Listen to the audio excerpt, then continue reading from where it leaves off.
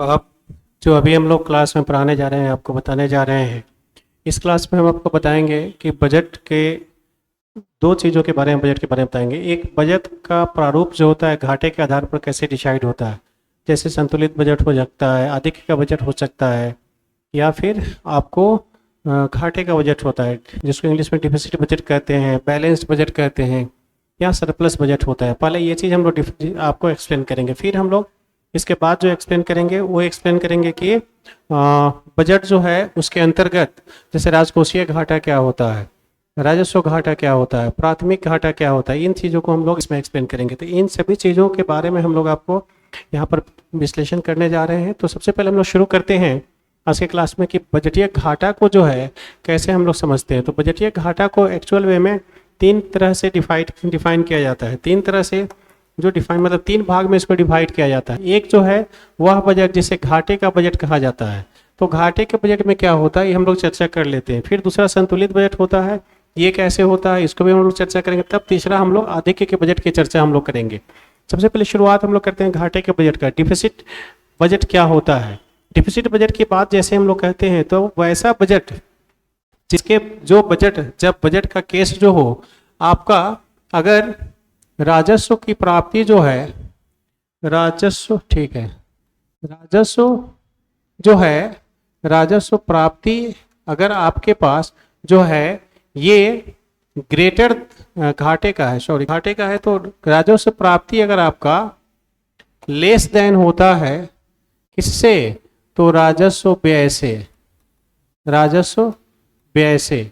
तो अगर प्राप्ति आपको जो है राजस्व रिवेन्यू पर जो आपको रिवेन्यू से जो आपको प्राप्ति हो रही है, मतलब आप कमा कम रहे हैं और खर्च ज़्यादा कर रहे हैं, तो इस प्रकार के बजट के लिए जो वर्ड प्रयोग किया जाता है वह प्रयोग किया जाता है घाटे का बजट।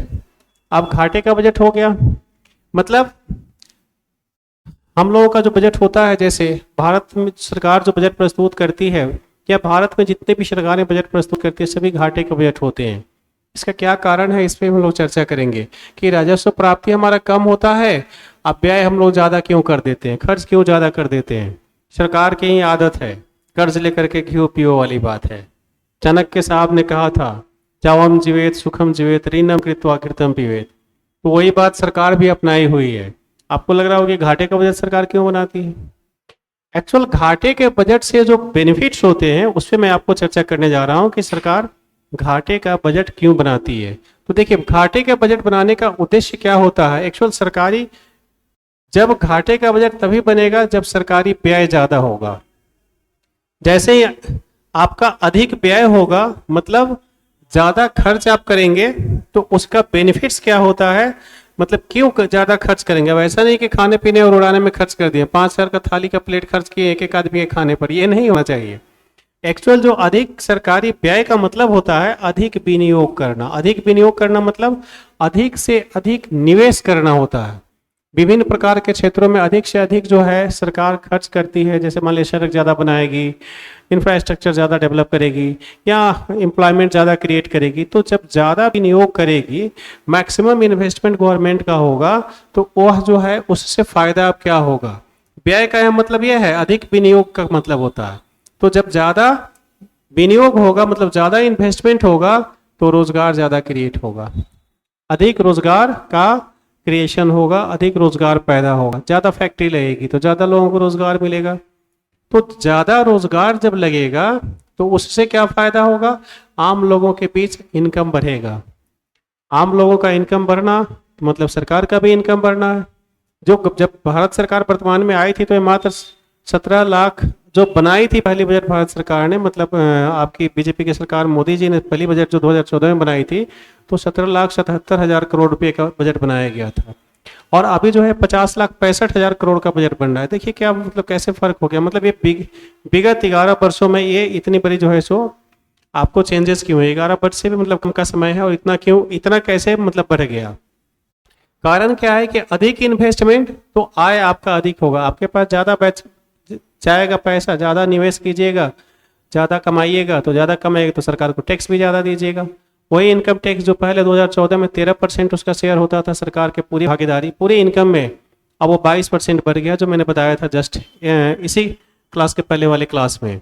तो आप देखिए वो इन्वेस्टमेंट जब ज़्यादा होगा तो नतीजा होगा रोजगार ज़्यादा क्रिएट होगा और अधिक आय गवर्नमेंट को भी प्राप्त होगा और पब्लिक को भी अधिक आय प्राप्त होगी।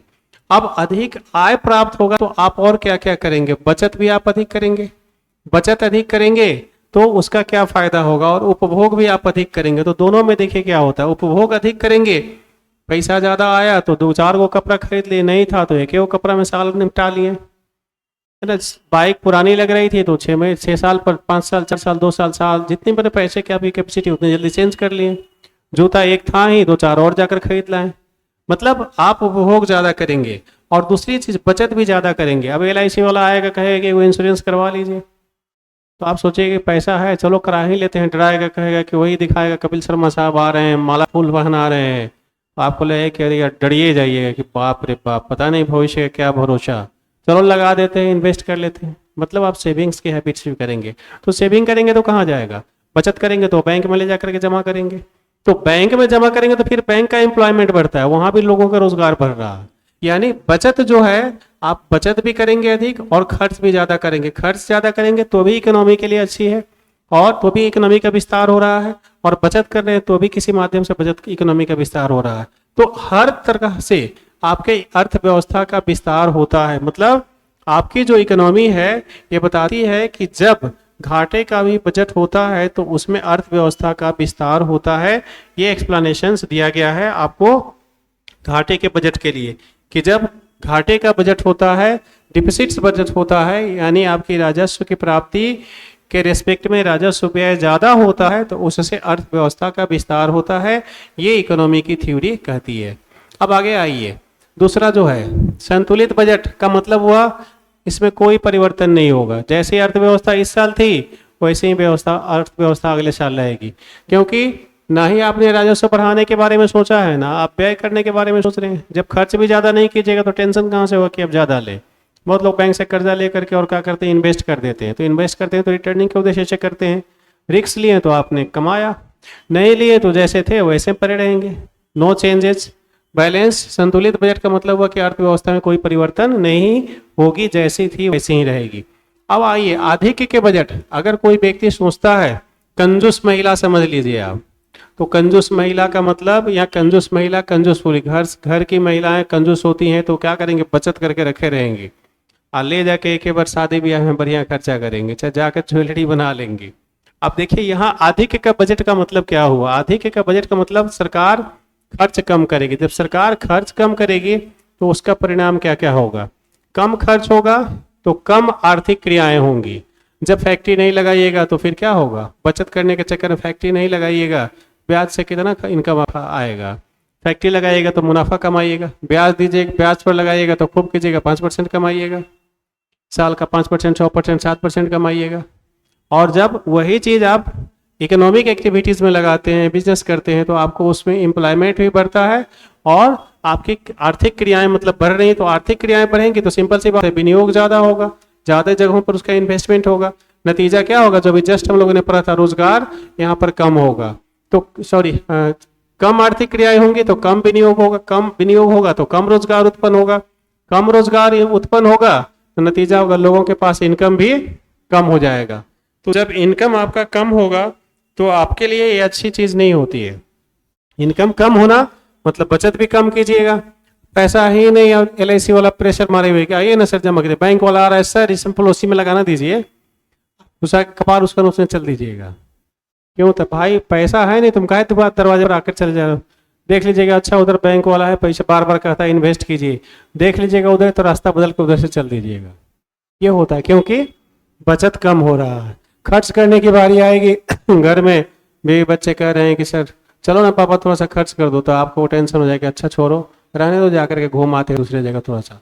बेटा बाहर निकलना गलत काम होता है, वाइफ को गुस्साइएगा, जा करके गुस्सा में रहिएगा हमेशा, क्योंकि इनकम कम है तो खर्च आपका नहीं हो पाएगा। तो यहाँ उपभोग भी आपका कम होगा। नतीजा क्या होगा, अर्थव्यवस्था का संकुचन हो जाता है, आपकी जो अर्थव्यवस्था है वो संकुचित हो जाती है। ये चीजें जो हमने बताया अभी, आधिक्य का बजट मतलब क्या हुआ, सरकार आर्थिक अर्थव्यवस्था का संकुचन कर रही है, विस्तार करना नहीं चाहती है। और घाटे के बजट का मतलब है सरकार अर्थव्यवस्था का विस्तार करना चाहती है। भारत में हमारे हमेशा से वर्ष जब से आज़ाद हुए तब से हम लोग जो है सो घाटे का बजट प्रस्तुत करते हैं, यही कारण इसका है। नेक्स्ट टॉपिक्स पर हम लोग चलते हैं। जैसे अब जो आगे हम लोग जानना है, जो जरूरी है जानना, वो है उस पर हम लोग डिस्कस करते हैं कि जैसे घाटे का प्रकार क्या क्या, मैंने घाटे में और जो बजट होती है हमारी, उस बजट घाटे में और क्या क्या होता है। जैसे एक सबसे इंपॉर्टेंट चीज जिसको हम लोग पहले जानेंगे, राजस्व घाटा क्या होता है। जो भी मैंने बताया, राजस्व घाटा का मतलब हुआ राजस्व व्यय और माइनस राजस्व प्राप्ति। तो 2025-26 की जो हमारी बजट सरकार ने बनाई है, इस 25-26 के सेंट्रल बजट में, केंद्रीय बजट में जो हम लोगों का है वो राजस्व व्यय कितना है, तो 39,44,255 करोड़ रुपये का सरकार ने क्या किया है, यहाँ प्लान किया है कि हम इतना रुपया खर्च करेंगे। 39,44,255 करोड़। और सरकार को कलेक्शन कितना होना है, माने राजस्व की प्राप्ति क्या होनी है, तो मात्र 34,20,409 करोड़ रुपया सरकार को, गवर्नमेंट को प्राप्त होना है। अब देखिए ये एक्सपेंस के रिस्पेक्ट में जो आपका रिटर्निंग है वो कम है, और कितना कम है, ये 5,23,846 करोड़ रुपया का आपको इनकम कम हो रहा है। 5,23,846 करोड़ रुपीस का आपको लॉस हो रहा है।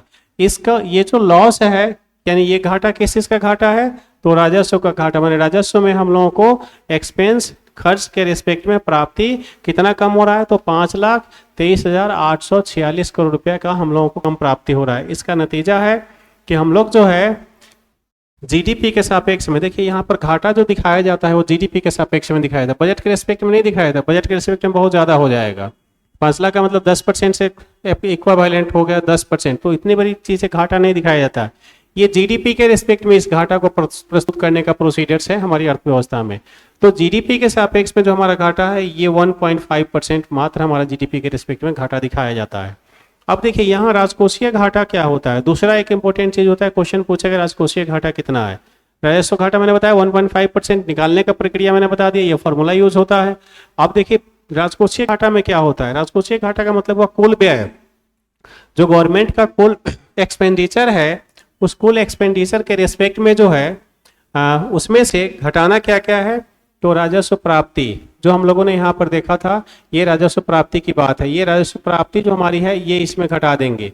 फिर इसमें ऋणों की जो वसूली होती है गवर्नमेंट की, ऋणों की वसूली को भी हम लोग घटाते हैं, और अन्य जो प्राप्तियां हैं उसको भी हम लोग इसमें से घटाते हैं। किसमें से, कुल व्यय में से।